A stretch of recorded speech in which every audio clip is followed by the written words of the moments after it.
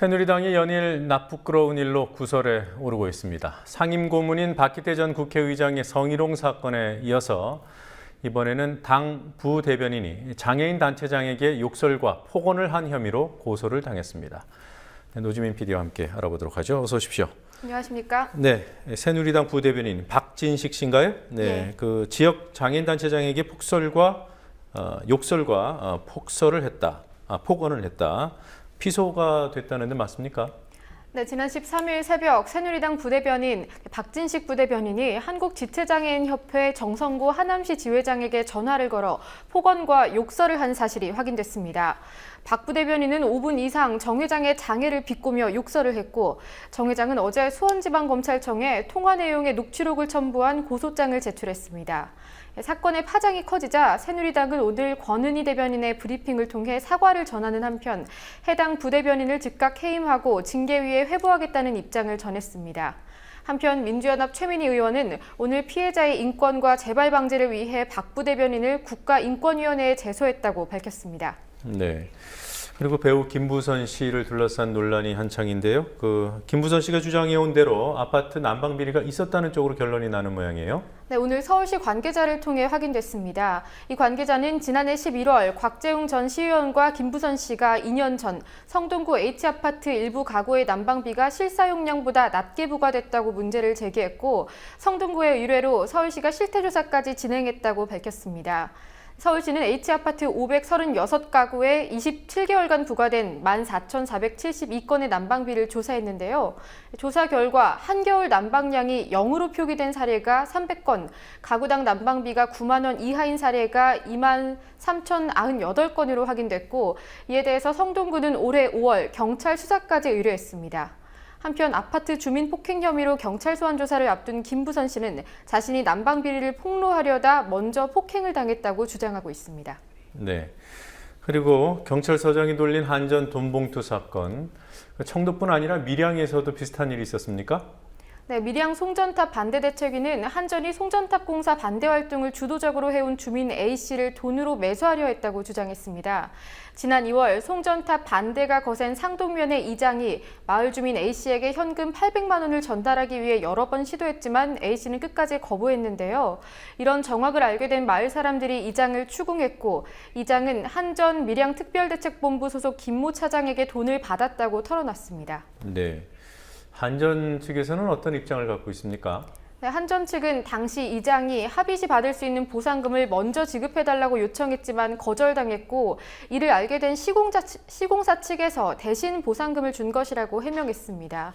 하지만 만약 한전의 해명이 맞더라도 시공사가 돈을 준 사실을 묵인했다는 점에서는 책임을 피하기 어려운 상황입니다.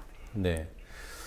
그리고 이거 전국의 지방자치단체장들이 다 이 카지노 사업에 관심을 갖게 되는 건 아닌지 모르겠습니다. 이번에는 홍준표 도지사가 이 문제로 도의원과 설전을 벌였어요.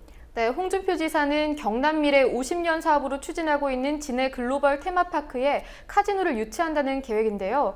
오늘 열린 경남도의회 본회의에서 노동당 소속 여영국 도의원이 이미 경륜장과 경마장이 있는데 카지노까지 유치해서 창원을 도박도시로 만들려 하냐고 비판했고, 이에 대해 홍 지사는 구덕이 무서워서 장을 못 담그냐고 반문하며 설전이 벌어졌습니다. 홍 지사는 진해 입지가 최악이라는 여 의원의 비판에도 영남권에 카지노를 유치하면 중국 측에서 크루즈선을 운항하겠다고 요청했다며 카지노 유치 의지를 강조했습니다. 네, 이게 카지노 유치를 추진하고 있는 다른 단체장들이 있죠? 네, 그렇습니다. 대표적으로 송도에 대형 카지노 3곳을 유치한다는 유정복 인천시장이 있고요. 서병수 부산시장과 서청원 의원은 각각 자신의 지역구인 부산과 화성에 대형 카지노 유치를 추진 중입니다. 김재원 의원은 지난해 7월 2만 톤급 이상 크루즈의 선상 카지노를 허용하는 크루즈 산업 육성법을 발의했습니다. 네. 자, 그리고 박근혜 정부, 이건 뭐 여당에서입니다만 부자 감세 법안을 추진하고 있다는 소식 전해드렸지 않습니까? 이번에는 기업 상속세까지 공제해주겠다 이러고 있어요. 네, 지난 12일 정부가 설립된 지 30년이 넘는 기업의 경우 1,000억 원 내에서는 세금을 한 푼도 내지 않고도 가업을 자식에게 물려줄 수 있게 하는 상속세 및 증여세 개정안을 입법 예고했습니다. 현행법상 가업 상속공제 한도는 500억 원인데요. 이걸 2배로 늘려주겠다는 겁니다. 또 가업 상속을 위한 주식을 증여할 때 내는 세금을 낮춰주기 위해 과세 특례 한도를 현행 30억 원에서 200억 원으로 확대했습니다. 정부는 명문 장수기업을 위한 개정안이라고 밝혔지만 사실상 일부 대기업을 제외한 중견기업까지 모두 특혜 대상이 될 수 있습니다. 네, 뭐 툭하면 선진국 얘기하고 국격 따지는데 왜 이런 건 거꾸로 가는지 모르겠습니다. 법안 자체 그 내용도 문제지만 그 절차에도 문제가 있다는 주장이 있습니다. 네, 이 개정안에 대해서 국민 의견을 수렴하는 입법 예고 기간이 12일 금요일부터 15일 월요일까지 불과 4일뿐이었습니다. 그런데 그나마도 주말을 끼고 있었기 때문에 실질적인 입법 예고 기간은 2일에 불과했는데요. 대개 개정안의 입법 예고 기간이 10일 이상이라는 점에서 정부가 여론의 주목을 피해서 슬그머니 부자 감세를 추진했다는 지적이 나오고 있습니다. 네. 자, 그리고 또 원격 의료 이것도 뭐 논란이 많습니다만 그대로 강행을 하는 모양이에요. 예, 보건복지부가 이번 달 말 9개 시군구의 11개 의원급 의료기관과 보건소를 시작으로 내년 3월까지 원격 의료 시범 사업을 시행한다고 밝혔습니다. 또 병원의 호텔, 여행사 등 각종 영리부대 사업을 허가하는 의료법 시행규칙 개정안 역시 오는 19일에 공포하고 시행할 예정입니다.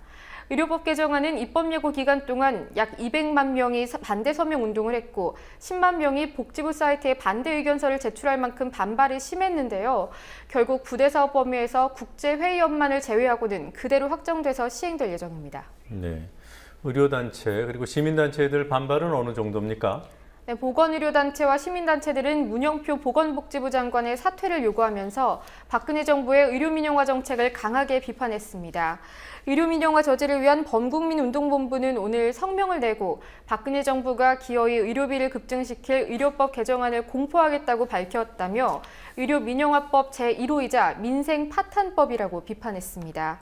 또 박근혜 정부가 의료민영화 추진을 당장 중단하지 않으면 11월 1일 범국민 총궐기대회를 시작으로 대정부 투쟁에 나서겠다고 경고했습니다. 네.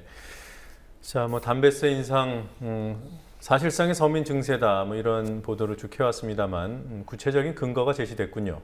네, 한국납세자연맹의 분석 결과 정부의 원안대로 담배값이 2,000원 오르게 되면 하루 담배를 한갑 피우는 흡연자가 내는 연간 세금이 121만 1,070원에 달할 것으로 나타났습니다. 이 금액은 시가 약 9억 원의 주택 보유자가 내는 재산세, 연봉 4,745만 원의 근로소득자가 내는 연간 근로소득세와 맞먹습니다. 네, 한국납세자연맹은 담배세 인상은 담배를 끊고 싶어도 끊지 못하는 저소득층으로부터 세금을 걷어서 복지를 구현하겠다는 것이라고 비판했습니다. 네, 뭐 담배 안 피워도 되는 정치 상황을 좀 만들어주면 좋겠습니다. 제1롯데월드 안전성 논란, 뭐 시범 개장을 하고도 계속되는 모양이에요. 네, 오늘 민주연합 강종원 의원이 국토교통부의 제1롯데월드 신축 부지 지질 조사 보고서를 분석한 결과 제1롯데월드 부지의 기반함이 전반적으로 파쇄돼 있어 매우 불량한 상태였다고 밝혔습니다. 게다가 암석에 생긴 균열, 즉 단층이 이 지역을 관통하고 있다며 집안 침하 우려도 제기했습니다. 롯데건설 측은 즉각 보도자료를 통해 강 의원 측이 공개한 보고서는 1997년에 시행된 데다 고층 건물 기초 설계를 위한 조사 결과가 아니었다고 반박했습니다. 롯데 측은 또한 지난 2006년과 2010년 두 차례에 걸쳐 시추 조사를 하는 등 상세 집안 조사를 진행했다고 해명했습니다. 네, 뭐 이런 뉴스 전하고 있는 저희도 좀 갑갑하고 답답합니다. 앞으로는 좀 숨 쉴 만한 뉴스도 좀 준비해 오시기 바랍니다. 수고했습니다.